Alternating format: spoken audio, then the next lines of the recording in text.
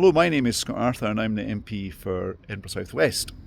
And the reason I'm standing on this street right now is a year or two ago I did an item for the BBC here on the introduction of a pavement parking ban in Edinburgh, and I had to walk down this pavement here between the hedge and a car which was parked on the pavement, and I could just get between the two, and it was to make the point that change was coming. Because back then what happened was the Scottish Government they banned pavement parking right across the country, but they left it up to local authorities to decide whether or not to ban it and if they were to have any streets which were to be exempt. But in Edinburgh, I chaired the Transport Committee at the time, we agreed to ban it on every street in the city and have no exemptions in terms of streets. And I have to say that, being elected as a councillor and then as an MP, I was first elected in 2017. It's one of the best things I've been involved with, because it's really transformed the way a lot of our communities look, but more importantly it's made it easier for people who are using wheelchairs or pushing buggies, etc., just to get around.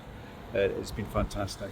So Adam's given me some questions. So how would I sum up Edinburgh's experience? I think it's been great actually. It's been a really positive thing.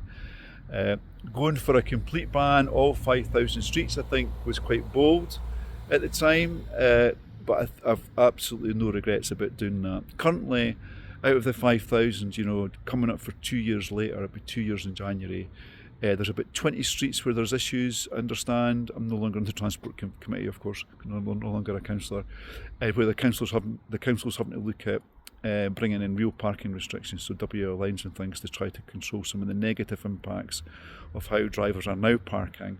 But by and large, it's been a really good thing. Biggest challenge since the ban came into force: enforcement, because people, I think, have really engaged quite positively with the ban, and that means where they do see a vehicle parked on the pavement, they're even more sensitive to it, and they want enforcement to be instant, just like they do with normal parking actually, but the wardens can't be everywhere. Have you seen a real difference in how pedestrians move about? Absolutely. There's no longer cars blocking pavements. People don't have to walk on the road to get round them. People with guide dogs, their dog doesn't have to worry. It's quite so much about encountering a vehicle on the footpath. It's been really, really good actually. And coming up for 2 years after the ban was introduced, not once has someone asked me to have this pavement parking permitted on their street, in my constituency.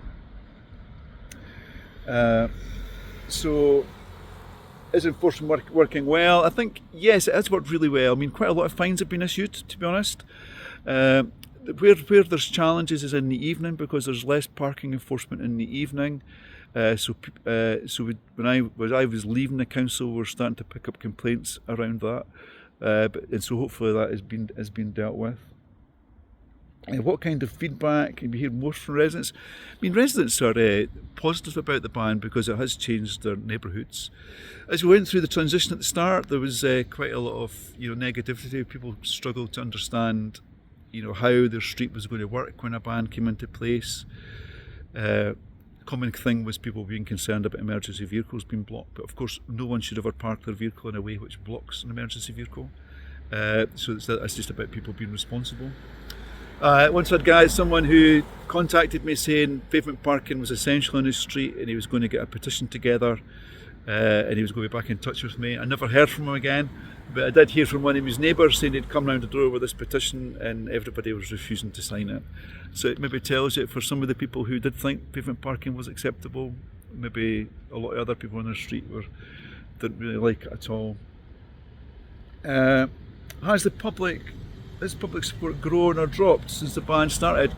I liked it. I've not seen any evidence, but I like to think that it's growing and that no one's ever really complaining about it. I think everybody always knew that parking on the pavement was wrong.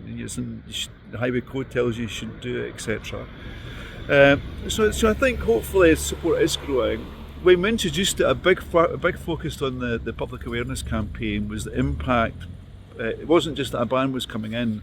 We focused a lot on how pavement parking was just the wrong thing to do, and we had examples of how people who had guide dogs, etc., how difficult it made their life. So we tried to make it just completely socially unacceptable. And I think a few weeks out from the ban, we did media work elsewhere in the constituency. We went to a street where pavement parking was absolutely horrendous, but even before the ban came into place, there was no cars parked on the pavement anymore, and that was part of that public awareness campaign. So people hopefully were just seeing it's just absolutely not acceptable. What's the one thing you could change about how the ban was rolled out? I think maybe, for the 20 streets that we're still dealing with in the city, I'm not sure if we could have done, if we'd perhaps been a bit more preemptive in terms of dealing with issues that arose there. But I don't think we could have really predicted in detail which streets they would be. And I think what I also regret is that the Scottish Government didn't have stricter rules around particularly delivery drivers, because they're still permitted, where there's no alternative, they're still permitted to park on the pavement under the laws set by the Scottish Government. And I take the view that there's always an alternative to park on the pavement. I think what needs to change is the culture of some of these delivery companies, so the people doing the delivery actually have the time to park safely and make their delivery rather than parking on the pavement. Because often these drivers, the examples you see from them where they park on the pavement can be amongst the worst.